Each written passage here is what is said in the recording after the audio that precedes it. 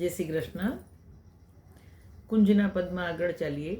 જ્યારથી દ્વિતીય પાઠ થાય એના પછીથી કુંજના પદ શરૂ થાય છે. સવારના પૂરમાં પણ કુંજના પદ બોલાય છે. કીર્તન છે, આજ નંદલાલ મુખ ચંદ નૈનન નિરખ, પરમ મંગલ ભયો ભવન મેરે, કોટી કંદર્પ લાવણ્ય એકત્ર કર, વારુ તબહી જબહી નેક હેરે, સકલ સુખ સદન હરખિત સુંદર બદન, ગોપવર પ્રબલ દલ મદન સંગ ઘેરે, કહો કો કેસે નાઈ સુદ બુદ બને, ગદાધર મિશ્ર ગિરિધર નટેરે.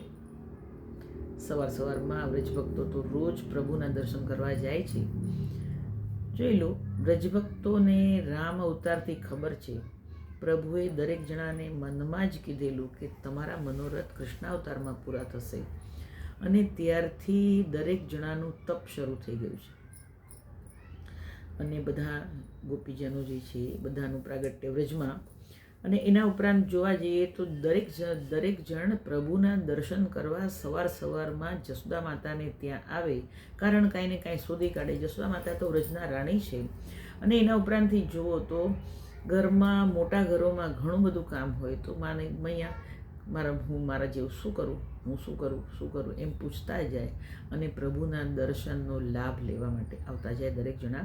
તો અહીંયા સીધું થયું કે દર્શન થયા ઠાકોરજીના. તો કે આજ નંદલાલ મુખ ચંદ નૈનન નિરખ, આ આંખે મેં નંદલાલના દર્શન કર્યા.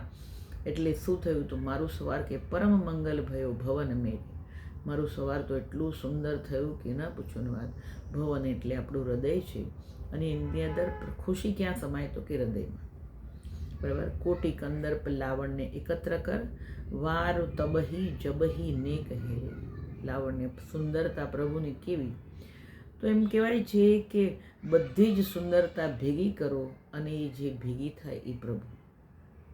એટલે કીધું કોટી કંદર્પ લાવણ્ય એકત્ર કરું, વારું તબહી જબહી નેક હેરે. આમ ઓવરણા લઈ લ્યો પ્રભુના. અને કેવા? તો કે પ્રભુ મારી પાસેથી પાસ થયા, મને એના દર્શન થયા, મને એનો સ્પર્શ થયો, તો એ આનંદ કેવો વિશેષ આવે છે. બરાબર. કીધું સકલ સુખ સદન હરખિત સુંદર બદન, ગોપ વર પ્રબલ દલ મદન સંગ ઘેરે. અહીંયા શું? તો કે કામદેવ તો પ્રભુને વિચાર જ કરે છે કે હું પ્રભુ પર મારા બાણ મારું, પણ એ તો કંઈ થતું નથી. કેમ? પરંતુ કરોડો કામદેવ પ્રભુની રૂપ લાવણ્યતા પર વારી જાય છે. એટલે કીધું કે સકલ સુખ સદન, દરેક ખુશ થયા, અને હરખિત સુંદર, દાવા સુંદર મુખારવીના દર્શન કર્યા, અને ખુશ થઈ ગયા છે બધા. ગોપ વર પ્રબલ દલ મદન સંગ ઘેરે. ત્યાંથી કામદેવ પણ છે. પણ અહીંયા કયું કામ છે? તો કે દર્શન કરવાનું કામ છે. જોઈ લો, જ્યારે આપણને ખાવાનું મન થાય તો એને જમવાનું કામ કહેવાય.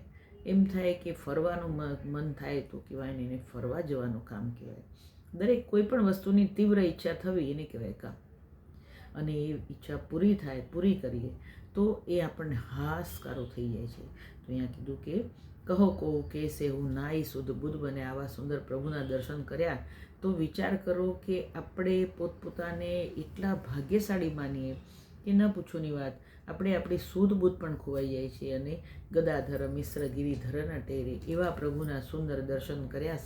સવારમાં હૃદયની અંદર આનંદ એટલો બધો છવાઈ ગયો કે જેની કોઈ સીમા રહી નહીં. કોઈ બિનપણી પણ મળે, કોઈ આપણને જોવે તો પણ એમાં એમ લાગે કે વાહ વાહ કેટલો આનંદ થયો છે. કારણ કે જે પ્રભુના દર્શન કરીએ ને તો આનંદ ક્યાં સમાય? હૃદયમાં. અને દેખાય ક્યાં? તો કે મોઢા પર. બરાબર. અને એ જે આપણા મોઢા પર જે આનંદ દેખાય, તો કયો આનંદ છે? તો કે પ્રભુના જે દર્શન કર્યા એનો જ આનંદ છે. એના પછીથી બીજું આગળ આવે છે કે આજ ઉઠ ભોર નવ કુંજ કાનન સખી, ઠાડી ભઈ રાધિકા રંગ ભીની. પ્રભુના દર્શન તો કર્યા જ છે, પણ સવારમાં કેવા? તો કે રાધાજીના પણ દર્શન થયા. આજ ઉઠ ભોર નવ કુંજ કાનન સખી. બેનપણીને કહે છે જો તો ખરી, રાધાજી પણ જાગી ગયા છે. કે ઠાડી ભઈ રાધિકા કેવા? તો કે રંગ ભીની.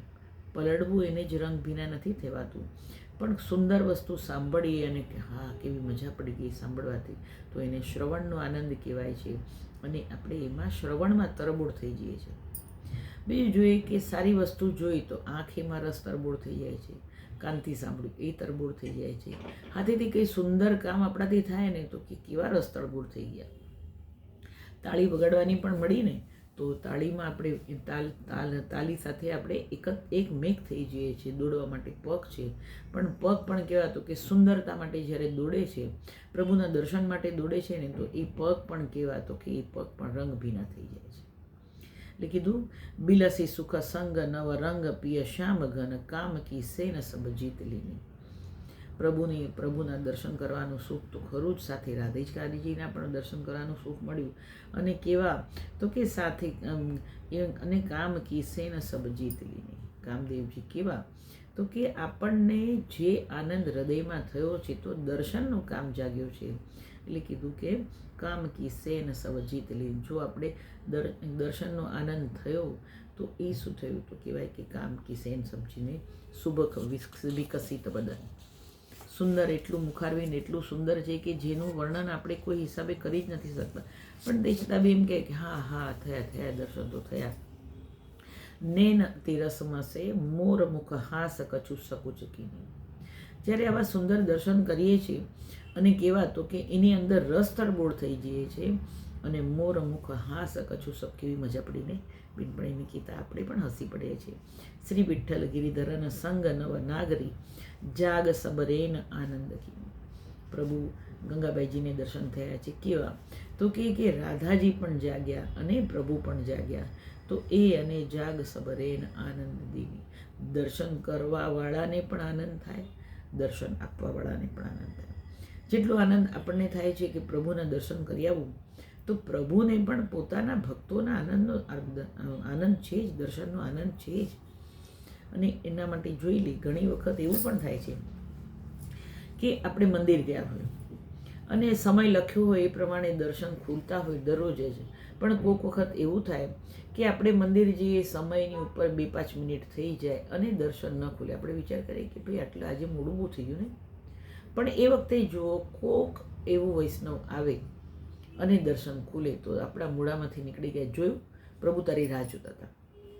અને સાચે જ એવું હોય છે, પ્રભુને જેના દર્શનની ઈચ્છા હોય છે એ પણ આવી જાય છે એ વખતે. એટલે સામો છે. પ્રેમ કેવો તો એ બોલ જેવો નાખીએ ને એવો સામો આવે. જે સ્પીડમાં નાખો એ સ્પીડમાં સામે. દિવાલને અફડાવો તો જેવો બોલ અફડાય ને એ સ્પીડમાં જ પાછો આવે છે. તો પ્રેમ પણ એવી જાતનું છે. પ્રભુ સાથેનો પ્રેમ છે, જે પ્રેમથી આપણે દોડીને પ્રભુ પાસે જઈએ છીએ ને પ્રભુ એ જ પ્રેમથી આપણને દર્શન આપે છે. મળીએ પછી આપણે બીજી વખત. જય શ્રી કૃષ્ણ.